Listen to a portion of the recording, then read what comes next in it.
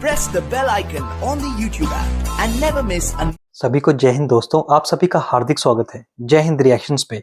आशा करता हूं कि आप सभी लोग बहुत अच्छे होंगे। तो आज हम आपके लिए लेटेस्ट और एक बहुत ही इंटरेस्टिंग वीडियो लेकर आए जिसमें आप देखेंगे दिल्ली चुनावों पे भारत की बेटी और सुप्रीम कोर्ट की दबंग वकील हम सबकी चहेती नाजिया इलाही खान जी का दमदार और बेबाक इंटरव्यू जो कि वो देंगी भारत की वरिष्ठ पत्रकार अदिति त्यागी जी को। तो ये वीडियो काफी इंटरेस्टिंग होगी, आपको बहुत कुछ जानने को मिलेगा और मजा आएगा। तो इसे अंत तक देखें और चैनल पे नहीं है तो चैनल को सब्सक्राइब कर दें ताकि हम आपके लेटेस्ट दमदार और इंटरेस्टिंग वीडियोस लाते रहें। तो चलिए पहले ये वीडियो देखते हैं और अंत में इसके बारे में बात करेंगे। जय हिंद, जय भारत।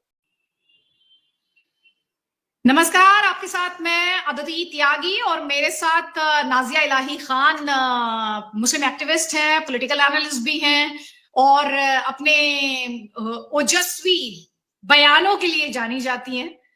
और कई ऐसे स्टेटमेंट्स इनके रहते हैं जिन्हें आप वायरल होते हुए देखते हैं। क्वेश्चन करती हैं जिस फेथ में हैं उसे और उसमें सुधार की बात करती हैं। तो आज नाजिया को मैं इसलिए लेकर आई क्योंकि दिल्ली विधानसभा के चुनाव हुए। और नाजिया, सबसे पहले तो मैं मुद्दे पे आऊं, बहुत बहुत स्वागत, धन्यवाद, आभार, टाइम निकाला है आपने, थैंक यू। हर हर महादेव। अदिति जी, जब भी आपके साथ बैठती हूँ मतलब कुछ अच्छी कन्फ्रंटेशन होती है, कुछ अच्छा डिस्कशन होता है, इसलिए जितनी भी बिजी रहो मैं आपके साथ जरूर बैठती हूँ। Thank you have always been very kind to me and I really appreciate this seriously, so thank you for that. चलो, आज मैं जो आपसे डिस्कस करना चाहती हूँ नाजिया, वो ये है कि एक तरह से कहा जाता है बीजेपी की सुनामी आती है और आम आदमी पार्टी जो 22 सीट जीत पाती है, वो 22 सीट में से 7 सीटें ऐसी हैं जहां पर मुस्लिम्स जो हैं उनका कंसिडरेबल नंबर है, एक प्रभाव है, ठीक है। और एक सीट जो नहीं जीत पाती है आम आदमी पार्टी, वो सीट है जहां पर मुस्लिम वोट्स स्प्लिट होते हैं। और वो आप देखें, उसमें मैं आऊंगी उसके पहलू पर, लेकिन सबसे पहले मेरा जो एक बहुत बेसिक सवाल है, क्योंकि मैं इन इलाकों में गई, मैंने वहां पर जो लोग रहते हैं, यानी मुस्लिम से भी बात की, हिंदू से भी बात की, वहां पर इंफ्रास्ट्रक्चर के चैलेंजेस है, वहां पर पानी नहीं आता, वहां बिजली को लेके लोग परेशान रहते हैं, इन द सेंस की बिजली एक्सपेंसिव पड़ती है। ये सब चुनौतियां हैं, सड़क नहीं है। मुझसे खुद मैं मुस्तफाबाद गई थी और काफी टाइम मैंने पूरा दिन वहां पर कॉन्स्टिट्यूएंसी में बिताया। वहां पर एक लड़के ने मुझसे कहा कि मैम, अगर यहाँ पर किसी को इमरजेंसी में ले जाना हो तो आप इमरजेंसी में उसे पहुंचा नहीं पाएंगी, वो जो व्यक्ति है उसके प्राण निकल जाएंगे। तो ऐसे चैलेंजेस के बीच आज भी ऐसा क्यों लगता है और दिखता है कि मुसलमान जो है वो विकास के बदले मजहबी बंधन में बंधा हुआ है? क्यों है ऐसा? अदिति जी, मैंने प्रैक्टिकली ट्रिपल तलाक के वक्त में मैंने सुप्रीम कोर्ट, इस देश के सर्वोच्च न्यायपालिका में देखा था कि काले कोट में और गाउन में जज मुस्लिम थे और उन्होंने ट्रिपल तलाक बैन में अपने राय में, अपने जजमेंट में उन्होंने कहा था कि मैं इसको बैन नहीं कर सकता। जो जज ये ओथ लेते हैं कि वो संविधान की रक्षा करेंगे, उन्होंने ये कहा था। आपको याद होगा कि 3 जजेस की बेंच थी जिसमें से 2 जज ने सिग्नेचर किया था कि ट्रिपल तलाक बैन होना चाहिए था और एक जज मुस्लिम थे जिन्होंने कहा था कि नहीं होना चाहिए। तो मुसलमानों के लिए देश बाद में है, संविधान बाद में है, इंसानियत बाद में है, डेवलपमेंट बाद में है, इंप्रूवमेंट बाद में है, शिक्षा बाद में है, मातृभूमि बाद में है, सबसे पहले इस्लाम है। और यहां पर इस्लाम भी नहीं, मैं आपको ये भी बता दे रही हूं कि ये जो फेक एजेंडा है ना कि ये इस्लाम के रखवाले हैं, ये इस्लाम के ठेकेदार हैं, इसलिए इन्होंने अमानतुल्लाह को दोबारा जिता दिया, इसलिए इन्होंने दोबारा मटिया महल में एक मुसलमान को जिताया है, इसलिए क्या इन्होंने ओखला में मुसलमान को जिताया है? नहीं। क्यों? भारत के मुसलमानों को क्या पता नहीं है कि अमानतुल्लाह कितना खराब आदमी है? भारत के मुसलमानों को ये पता नहीं है कि अमानतुल्लाह जो है वो रोहिंग्या मुसलमानों को झुग्गी झोपड़ी बना करके दिया था और उनको कैश पैसा भी बांटा था। ये तो भारत के मुसलमानों का पेट काटने का काम किया ना। ये जो रोहिंग्या और बांग्लादेशी मुसलमानों को बसाया उसने झुग्गी झोपड़ी में, तो ये तो भारत के मुसलमानों का पेट कटवाया। वो हमें जो 2 रोटी मिलनी थी वो हमें 1 रोटी खाने लगे और उनको 1 रोटी देने लगे।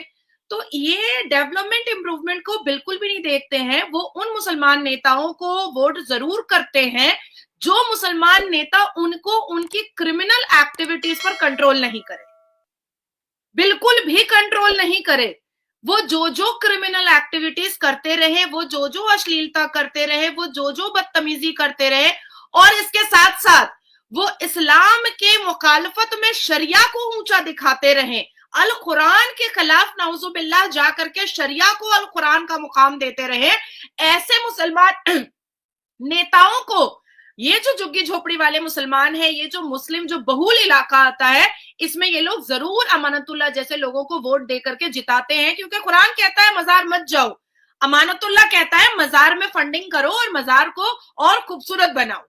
कुरान कहता है कि तुम सिर्फ अल कुरान को मानो, लेकिन अमानतुल्लाह जैसा जो जाली मुसलमान नेता है वो कहता है कि शरिया को मानो। कुरान कहता है कि तलाक जिस घर में होता है उस घर में फरिश्ते की आमद बंद हो जाती है, पर अमानतुल्लाह जैसे लोग हैं जो हिजाब और तलाक के फेवर में लुंगी का डांस स्टार्ट कर देते हैं कि नहीं तलाक बैन नहीं हो सकता है, नहीं हिजाब पहनना है, जबकि कुरान में हिजाब कहीं पर नहीं है। तो ये लोग कोई कुरान के मानने वाले मुसलमान नहीं है, ये लोग जिन्ना और ब्रिटिश के बनाए हुए शरिया के मानने वाले मुसलमान हैं, और ऐसे नेता को ये जरूर चुन के लाते हैं जो इनकी जैसी सोच रखता है और इनको क्रिमिनल एक्टिविटीज करने के लिए कंट्रोल में नहीं रखेगा, या इनको नहीं डराएगा कि तुम ऐसा नहीं कर सकते हो, तुम लफ्जियात नहीं कर सकते, तुम रेप नहीं कर सकते, तुम इलेक्ट्रिक चोरी नहीं कर सकते, तुम मस्जिद से इलेक्ट्रिक चोरी करके 10 बिल्डिंगों में नहीं बांट सकते। ये सारी चीजें अमानतुल्लाह कभी नहीं बोलेगा। The second thing is Aditi ji, क्योंकि मेरा दौरा लास्ट 2 मंथ्स दिल्ली में ऐसा रहा जैसे मेरे लिए घर और आंगन हो चुका था, बंगाल और दिल्ली, और मैंने I think more than 50 podcast मैंने किए हैं इस 2 महीने में, मोर देन 50 पॉडकास्ट मैंने किए।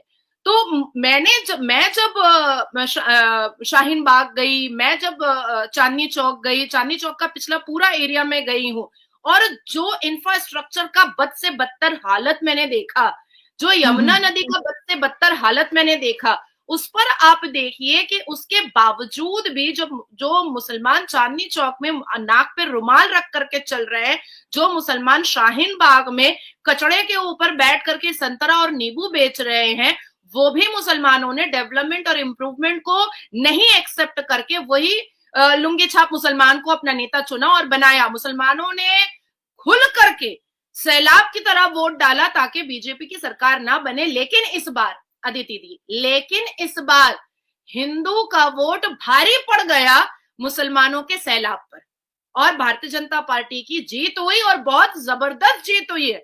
ये तो पूरे बैंड बाजा बारात वाली जीत हुई है भारतीय जनता पार्टी की।